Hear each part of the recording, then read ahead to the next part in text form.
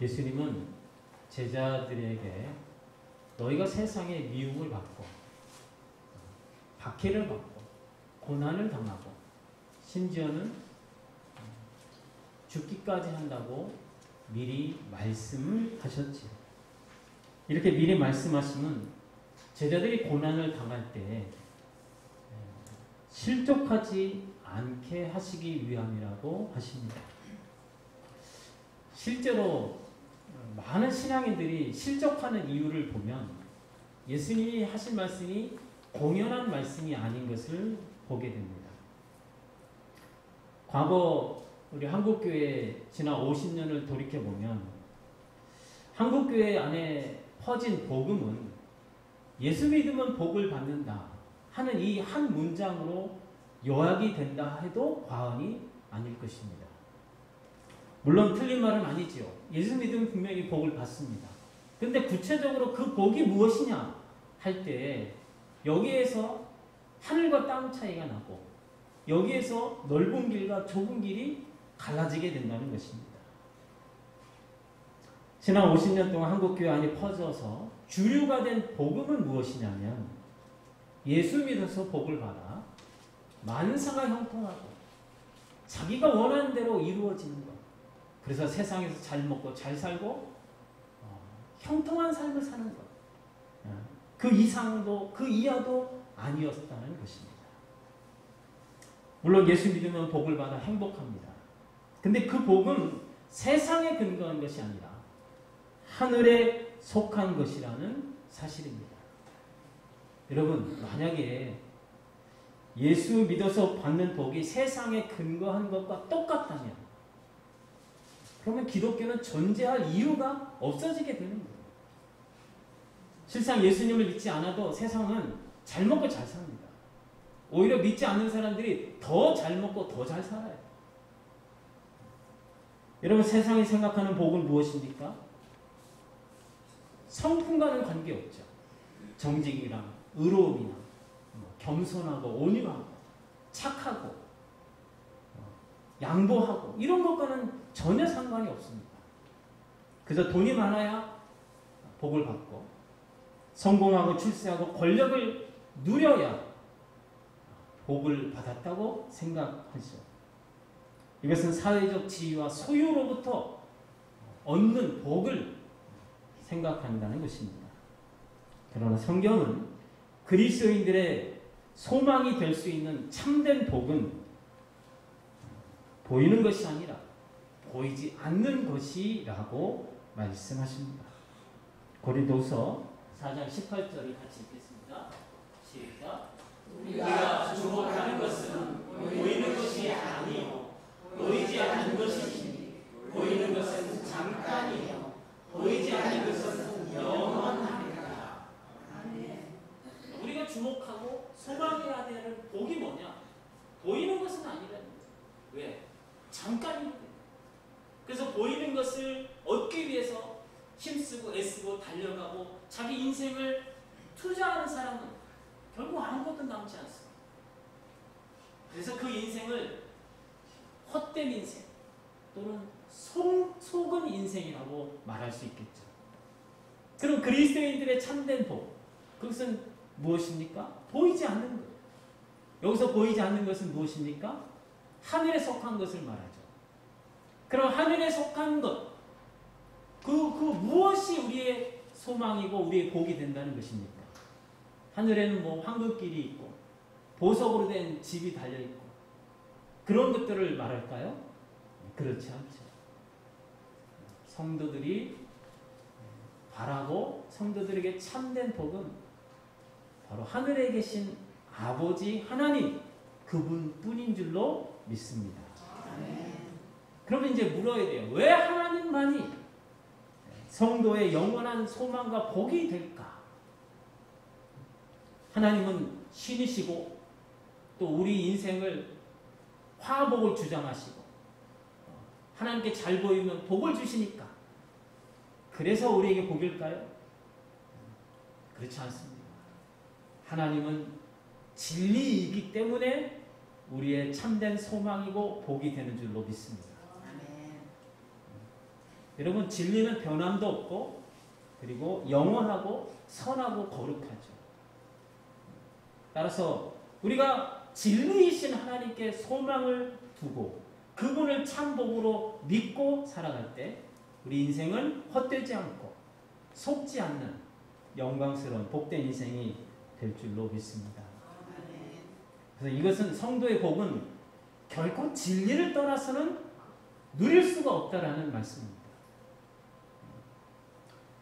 여러분, 인간이란 실상 원래 처음부터 인간의 존재는 믿든 믿지 않든 간에 진리를 떠나서 거짓 위에 서서 세상의 부귀영화를 누리다 할지라도 인간이 결코 만족이 될 수 없는 존재가 바로 인간입니다. 그리고 기독교가 말하는 이 진리는 지적 깨달음이 아니죠. 예수님께서 말씀하신 대로 내가 곧 유일한 길이요 유일한 진리요 유일한 생명이라 말씀하신 대로 예수님 그분 자신이 진리인 줄로 믿습니다. 따라서 성도의 참된 복은 진리이신 예수님과 무관해서는 복을 누릴 수가 없다는 사실입니다. 진리이신 예수님을 마음에 모시고 그 진리에 따라 순종하는 사람, 이 사람만이 참된 기쁨과 영원한 복을 누리게 될 줄로 믿습니다. 그래서 예수님께서 성도들에게 약속하신 것은 무엇이냐? 세상적인 복을 말씀하신 게 아닙니다. 이것을 이해를 못하니까 슬쩍하게 되는 거예요. 제자들도 마찬가지입니다. 여러분, 제자들이 마태복음 19장 17절에 보면은 이렇게 묻습니다. 우리가 모든 것을 다 버리고 주님을 쫓아 싸우니 우리가 무엇을 얻을 수 있겠습니까? 이렇게 물어요. 제자들의 질문은 무엇입니까? 자기들이 예수님을 위해서 다 포기했다는 거죠. 세상에서 누리는 거 다 포기하고 오직 예수님만 바라고 주님을 따랐으니까 우리가 무엇을 얻을 수 있겠습니까? 이렇게 질문한 겁니다. 그러니까 제자들의 질문한 의도는 예수님의 그 진리를 따르고 신앙생활을 함으로써 세상 것은 우리가 포기했으니까 이제 예수님이 그 대신 그에 상응하는 것을 달라는 거죠. 우리가 세상 것을 포기했으니까 이보다 더 큰 것을 바랐다는 것입니다. 그러니까 제자들은 예수님이 이제 왕으로 등극을 하면 자기들은 이제 공신이 되어서 부귀영화, 권력을 누릴 줄 소망하면서 예수님을 따랐다는 것입니다. 그래서 제자들 가운데 공신이 싸움을 한 겁니다. 공신 싸움. 누가 더 크냐? 누가 더 주님의 가까이의 자리에 오른쪽이 아니냐 왼쪽이 아니냐 그걸 가지고 다퉜다고 성경은 말씀하고 있습니다. 그러니까 제자들이라 할지라도 세상 것은 다 포기했으면 했다고 말을 하지만 실제로는 포기한 게 아니죠. 더 큰 것을 바라고 예수님을 따랐다는 것입니다. 그래서 예수님은 제자들에게 하나님의 나라의 질서에 대해서 말씀을 하시게 되죠. 하나님의 나라는 이방인의 집권자들이 갑의 위치에서 임의대로 권세를 부리잖아요. 그러나 하나님의 나라에서는 크고자 하는 자는 너희를 섬기는 자가 되어야 하리라. 으뜸이 되는 자는 종이 되어야 하리라. 이렇게 말씀하시죠. 완전한 역설의 그 원리죠. 그리고 누구든지 나를 따르려고 자기를 부인하고 자기 십자가를 지고 나를 따르라고 말씀하십니다. 근데 제자들은 이 예수님 말씀을 못 알아먹어요. 왜 못 알아먹을까요? 이미 제자들의 마음에는 다른 욕망으로 가득 차기 때문에 예수님의 말씀이 비집고 들어올 틈이 없었다는 겁니다. 그러니까 어려워서 이해를 못해서 못 알아먹은 게 아니라 다른 욕망을 놓지 못하니까 예수님으로 말미암아 부귀영화를 누리려는 그 욕망을 놓지 못하니까 예수님의 말씀을 일부러 거부하게 되었다는 것입니다. 그런데 예수님은 이제 곧 떠나시잖아요. 그리고 제자들은 정말 엄청난 고난과 박해와 죽음의 위협 속에 신앙생활을 하게 될 것입니다. 그러면 그런 고난과 박해와 죽음의 위협 앞에서 제자들은 어떻게 될까요? 주님을 따랐더니 부귀영화는 고사하고 다 죽게 생겼다는 거죠. 그래서 그 고난을 예수님은 미리 말씀하신 거예요. 내가 떠나면 너희에게 분명히 고난이 있을 것이고 사람들이 너희를 죽이면서 이것이 하나님을 위한 일이라고 믿으며 너희를 죽일 거다. 그런 일을 당할 때 제자들은 당황하지 않고 실족하지 않고 주님께서 미리 말씀하신 대로 그대로 이 일이 이루어지고 있구나. 그러면서 주님을 더 신뢰하고 더 굳게 믿음으로 살아갈 수 있도록 주님은 미리 말씀하신 줄로 믿습니다. 여러분 이것을 우리가 이해를 해야 돼요. 이걸 이해 못하니까 교회 다니면 복을 받고 예수 잘 믿으면 주님께 헌신하고 봉사 열심히 하면 내가 세상에서도 잘 나가고 성공하고 출세할 줄로 혼자 오해하고 예수님이 약속하지 않은 거잖아요. 스스로 김치국물 잔뜩 들이마시고 그리고 어떻게 해요? 실제로는 그렇게 안 되잖아요. 신앙생활을 더 열심히 하고 정말 신실한 믿음으로 주님을 따르면 따를수록 우리의 신앙의 삶의 모습은 어떻습니까? 더 세상에 고난이 많고 더 어려움이 많아요.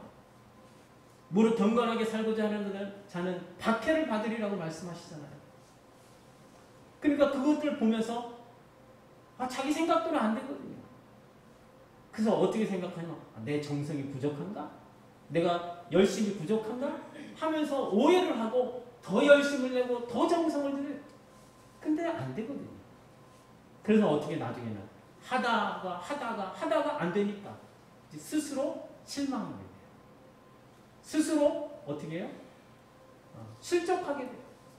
스스로 시험에 들고 주님을 떠나는 일들이 많다라는 거죠. 여러분 하나님은 복으로 장사하지 않는다. 이런 책이 있더라고요. 전 사실 그 책을 읽어보진 않았습니다. 제목만 보았는데 그 말이 맞죠. 하나님은 복을 미끼로 우리를 이렇게 끌어당기는 분이 아닙니다. 너가 나한테 충성하고 봉사 열심히 하고 헌신하면 내가 이만한 복을 줄게. 그렇게 하나님은 우리에게 미혹을 던져주는 분이 아니라는 거예요. 사랑하는 성도 여러분, 하나님 그분 자신이 복이 아니라면 기독교는 기복주의 종교와 하나도 다를 바가 없는 거예요. 믿는다 하면서도 진리이신 예수님 외에 다른 것을 욕망하고 된다면 그거는 우상 숭배라고 성경은 말씀하시는 겁니다. 그래서 십계명 제1계명에 너는 나 외에는 다른 신을 내게 두지 말라 명령하시는 거예요. 거기서 말하는 다른 신은 뭘까요? 우상을 말하는 게 아닙니다. 우상은 말할 것도 없이 당연한 거고 거기서 다른 신은 다른 보물, 다른 가치 그런 것들을 말해요.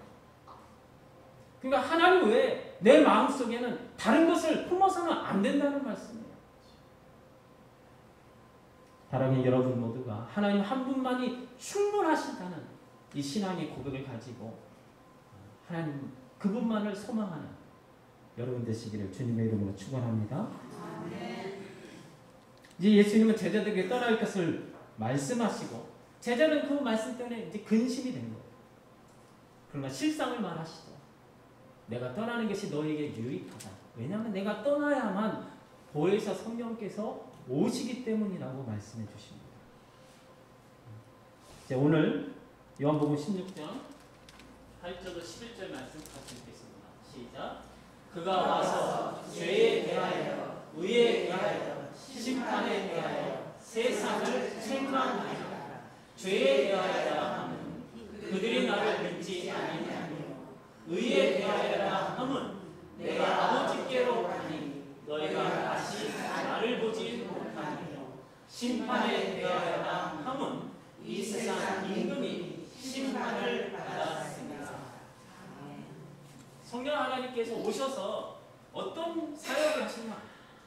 죄에 대해서, 의에 대해서, 심판에 대해서 책망하신다는 말씀입니다. 그래서 예수님이 해석하신 바를 차례대로 살펴보면 첫 번째로 죄에 대해서 책망하신다.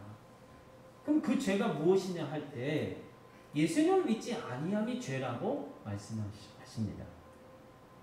다시 말해서 예수님을 믿지 않으면 죄에 대하여 책망을 받는다. 심판을 받는다는 말씀이에요. 그 이유가 무엇일까요? 예수 그리스도께서 내 죄를 대신 지시고 십자가에 달려 죽으셨기 때문에. 그래서 예수님을 믿으면 우리는 죄인이지만 내 죄를 대신 지시고 십자가에 돌아가신 예수님 때문에 나는 죄가 정죄되지 않고 하나님의 자녀로 받아들여지는 줄로 믿습니다. 그래서 어떤 흉악한 죄인이라 할지라도 예수님만 믿으면 결코 정죄함이 없다고 선언을 해주시는 줄로 믿습니다. 그러나 예수님을 믿지 않으면 자기 죄는 여전히 있는 거죠. 그렇기 때문에 예수님을 믿지 않으면 죄에 대해서 책망듣고 심판을 받게 된다는 말씀입니다. 두 번째로 의에 대해서 책망하시는데 그 이유는 예수님께서 아버지 하나님께로 가셔서 세상이 다시는 예수님을 보지 못하기 때문이라고 말씀하십니다. 자, 예수님께서 하나님께로 간다는 거죠. 그런데 무슨 이것이 의와 관련이 되어 있을까요? 여러분, 예수님이 하나님께 가신다는 뜻은 하나님께서 예수님을 받으시기에 합당하신 의로운 분이라는 뜻입니다. 여러분, 우리가 하나님께로 갈 수가 없어요. 왜? 우리는 의롭지가 못하기 때문에 그렇죠. 근데 예수님은 의로우신 분이기 때문에, 그분은 죄가 없기 때문에 하나님께로 간다는 거예요. 즉 예수님 외에는 그 누구도 자기 의를 가지고는 하나님께로 갈 수가 없다라는 말씀입니다.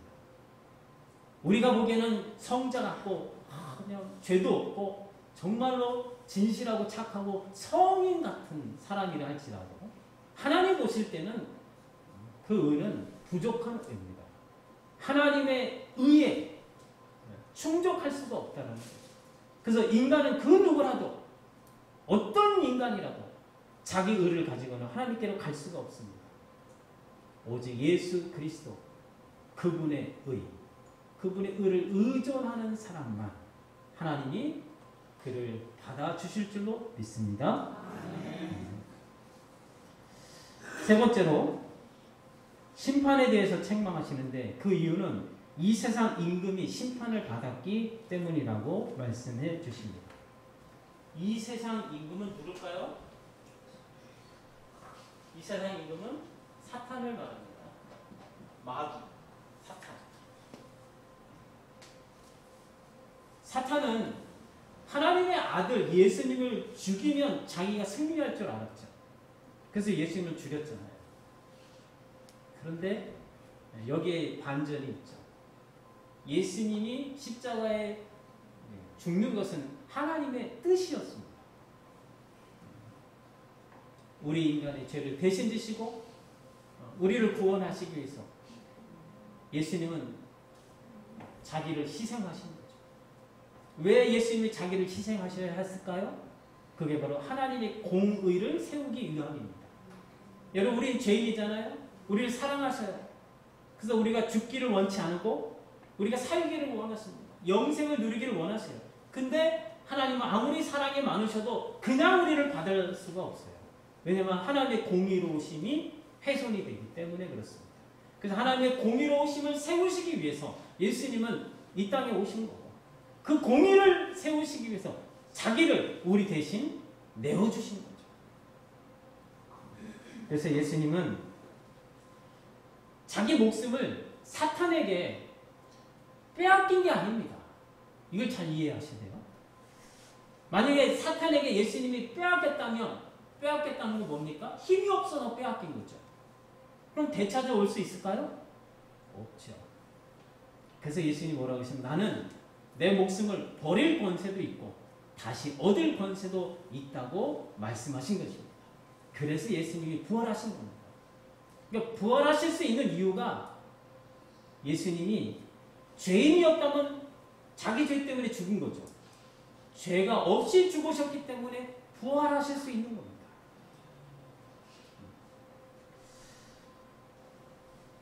그래서 예수님은 부활하심으로 말미암아 사망의 권세를 가진 사탄을 이기시고 그를 심판하셨기 때문에 가능했다라는 말씀입니다. 사랑하는 성도 여러분, 성령님은 자의적으로 사역하시는 분이 아니십니다. 성령님도 분명히 삼위일체 하나님으로서 그분의 능력과 지혜와 권세는 하나님과 동일합니다. 그럼에도 불구하고 그분은 오셔서 자의적으로 자기 뜻대로 일하시는 분이 아니라는 거예요. 오직 예수 그리스도를 증거하시기 위해서 일하시는 줄로 믿습니다. 그래서 우리 요한복음 16장 13절로 14절 같이 읽겠습니다. 시작. 그러나 진리의 성령이 오시면 그가 너희를 모든 진리 가운데로 인도하시리니 그가 스스로 말하지 아니하고 오직 들은 것을 말하며 장래의 너희에게 알리시리라. 그가 내 영광을 나타내니 내 것을 가지고 너희에게 알리시겠습니다. 진리의 성령님께서 우리를 인도하실 때 모든 진리 가운데로 인도하시는데 그 성령님의 진리가 따로 있다는 게 아니에요. 그 진리는 바로 예수 그리스도를 말합니다. 예수 그리스도께로 인도하신다는 거예요. 그래서 스스로 말하는 게 하나도 없습니다. 오직 예수님께서 제자들에게 들려준 그 말씀을 따라서 인도하신다는 거죠. 그리고 그분은 스스로의 영광을 나타내지 않고 예수님의 영광을 우리에게 나타내시는 분이시라고 말씀해 주십니다. 여러분, 성령님의 임하시는 목적은 다른 게 아니에요. 오직 예수님을 나타내시기 위함에 있는 줄로 믿습니다. 그런데 이제 여기서 중요한 게 뭐냐면, 그럼 왜 성령님은 다른 것이 아니라 왜 예수님만을 우리에게 나타내 주시고 예수님만을 증거해 주실까 하는 거죠. 왜 그럴까요? 예수님이 믿는 자들에게 가장 큰 영광과 기쁨과 복이 되기 때문인 줄로 믿습니다. 여러분, 만약에 예수님보다도 더 큰 영광이 있거나 더 큰 기쁨이 있거나 더 큰 만족함이 있다면 성령님은 그쪽으로 우리를 인도하시겠죠. 그런데 예수님보다도 더 큰 기쁨과 만족과 영광은 없기 때문에 오직 예수님만을 우리에게 증거해 주실 줄로 믿습니다. 오늘 말씀을 통해서 우리는 성령의 충만함이 어떠함을 알게 됩니다. 성령으로 충만한 사람, 성령의 인도하심을 받는 사람, 성령께 순종하는 사람은 죄에 대해서 늘 깨어있는 사람입니다. 그리고 자기 의를 의지하지 않고 오직 예수 그리스도의 의를 의지해서 주님께 나아오는 사람입니다. 그리고 예수님께 순종함을 삶의 기쁨과 영광으로 믿고 어떤 손해가 나고 어떤 박해가 나고 어떤 위협이 있다 할지라도 물러서지 않고 믿음에 굳게 서서 예수 그리스도를 인정하고 시인하고 그분께 순종하는 사람, 그 사람이 성령에 충만한 사람인 줄로 믿습니다. 바라기는 여러분 모두가 예수 그리스도 안에서 허락된 참된 복이 무엇인지를 이해하고 분별하셔서 세상의 것이 아니라 하늘의 것을 소망하시고, 그래서 예수 그리스도 안에서 그분 때문에 늘 기뻐하고 감사하고, 그래서 여러분 삶이 세상의 복이 다른 구별된 거룩한 삶으로 살아가실 수 있기를 주님의 이름으로 축복합니다. 이 시간 함께 기도하는 시간 같습니다.